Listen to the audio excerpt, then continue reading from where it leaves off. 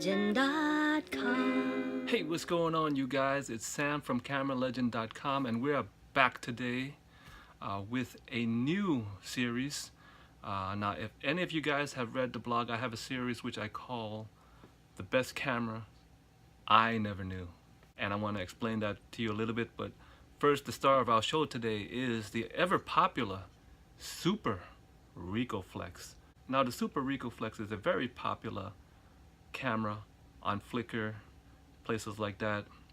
So I've heard some great things about it, but as it turns out, it is one of the best cameras I never knew. And I want to explain that to you before I continue. Usually I try about 2, maximum 3 copies, but 2 would be very fair. Sometimes I can only get 1 because of the rarity of the cameras. But in the case of the Super RicohFlex, I did have 3 versions at one point. Count them: 1, 2, 3, and they all ended up exhibiting the very same issue that I'm going to talk about today. So let's talk about the Super RicohFlex a little bit more in depth. Now, this camera is quite popular from what I see on Flickr, on the forums, things like that, partially because it's pretty cheap on the used market, but we'll get to that later on, I promise you. Somebody had come across one of my articles, and I guess the person must have thought it was a review, and they were disappointed because, you know, I was saying, I was pointing out all the bad things I found about the camera, and the person wrote something like, why bother with this if you're not going to review it? Some people just want to seem like they know it all. And I have to respectfully say, first of all, sir, I did not ever say that I knew it all. I look to my audience, you know, to you guys, the most educated people on YouTube, to point out to me if I said something wrong or if something was inaccurate on the blog or anything. I welcome feedback. I'm here to learn too. So the second part I would like to say, and again respectfully, I'd like to say, sir, you didn't quite get it. The best camera I never knew. Let me just put it this way. Let's say, for example, you got people telling you that the Honda Civic is a great car.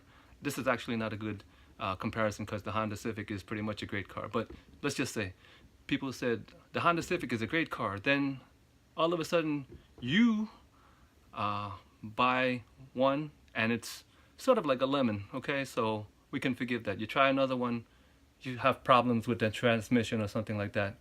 You try another one, you have engine problems. So for some reason, the Honda Civic was the best car that you never knew. That's the premise of this series. It is the best camera I never knew. Now I'm choosing the Super RicohFlex for the first one is because this is a camera that a lot of you guys probably know.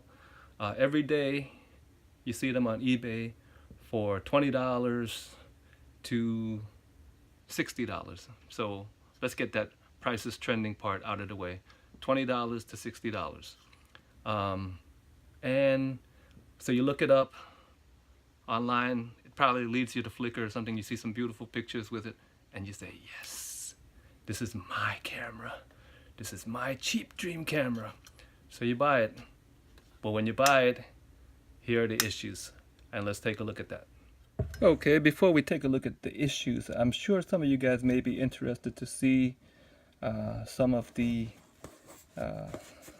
features of the Super RicohFlex. I'm not sure how clear you can see it, but the front is an 80mm f3.5 Ricoh Anastigmat. I believe it's a triplet lens. On this particular model, the shutter speed goes up to 1/200, but there are actually a few different models, but the ones that I have seen go up to 1/200. To your left side, if you're holding the camera, is where you control the aperture. Starts right here at f3.5, and you just up the scale right there, f16 or something like that. Yeah. On the right side is where you control the shutter speeds. It looks like you have bulb all the way up to 1/200 of a second. Now the RicohFlexes that I have gotten have all been at 1/200. Now I've read it somewhere that there are actually 3 models of the Super RicohFlex, and supposedly some had shutter speeds going all the way up to 1/400 or 1/500, but I've had 3 of these and they've all gone to 1/200. So you know, if you get one of those higher ones, it might be special. But anyway, then on top here you have a distance scale, sort of like a focusing scale, to correlate with the aperture. Now let's get to the crux of why the Super RicohFlex is one of the best cameras I never knew. Okay, when I got my first one back in around 2009, it was pretty good actually, and I'll talk about optical quality just a little bit later on. But the main problem with these cameras is simply this right here. To focus the camera, you need to turn this right here, not this one. You need to turn the gear, okay? Because it's a geared type of lens system where the viewing lens, if you're turning the viewing lens, it also focuses the taking lens.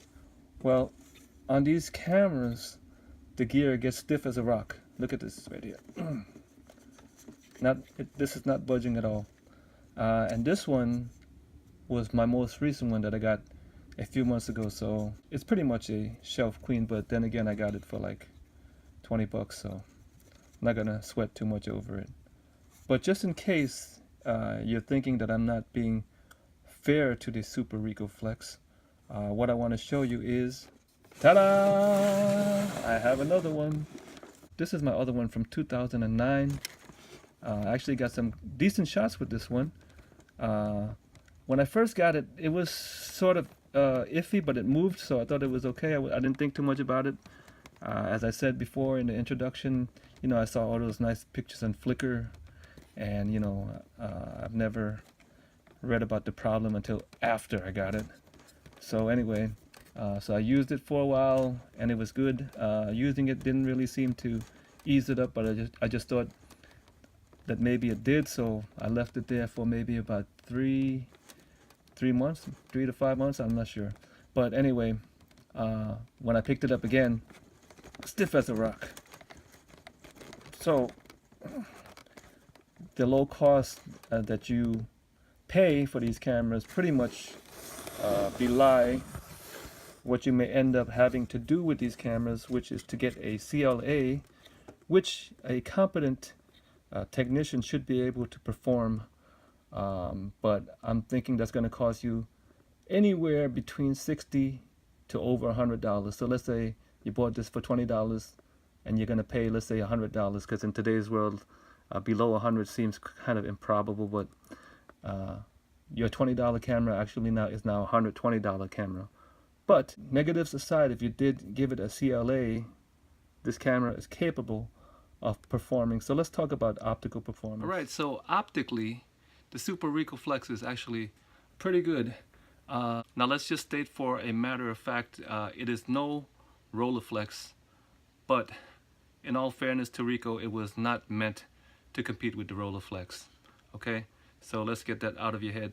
20 bucks is not going to buy you a Rolleiflex quality. You know, there is such an adage as you get what you pay for, and most of the time it's correct.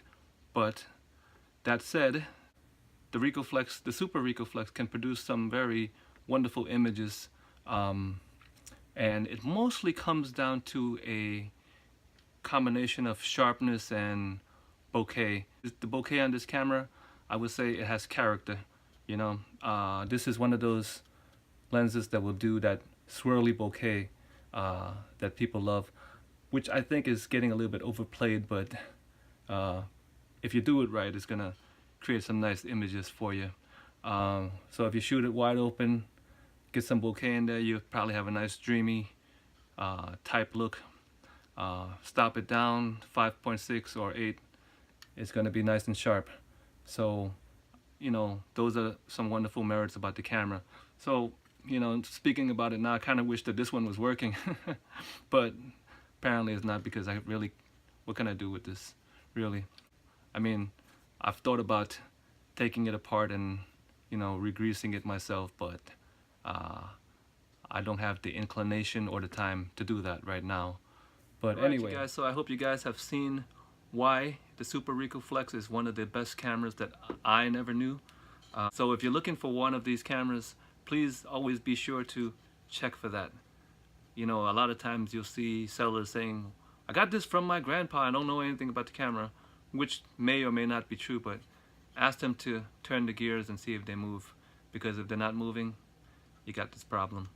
But anyway, any of you guys out there who actually love the RicohFlex, the Super RicohFlex, please do not be mad at me. I got 3 copies of these cameras and they all ended up the same way, so I'm just telling it like it is. I'm sure there are some of you who have a perfectly working model, and it's very likely that yours has had a recent CLA, which is probably why it's working so well. I'm not here to pick on the Super RicohFlex. I love all cameras, but just as a comparison, if you left the Super RicohFlex with the original grease, let's say if it was working, guaranteed it's gonna, within a few years or maybe even a few months, it's going to freeze up. On the other hand, a Rolleiflex, as I said, which I'm not trying to compare the two, but in this case, let's say a Rolleiflex or a Rolleicord, which is the budget Rollei, they could be sitting there for 30 years and come out and still be moving like almost like brand new. Well, that might be an exaggeration, but you know what I mean. They still function. So that is a big difference, and you pay for that difference though, obviously. But if you have a great working model of this camera, it's actually a very fun to use camera. I wouldn't mind trying out another one if I knew it was working, but that'll be for another time. Anyway, thank you guys so much for staying with me. We're gonna continue on our camera journey in upcoming episodes, so please don't forget to subscribe for updates on new videos.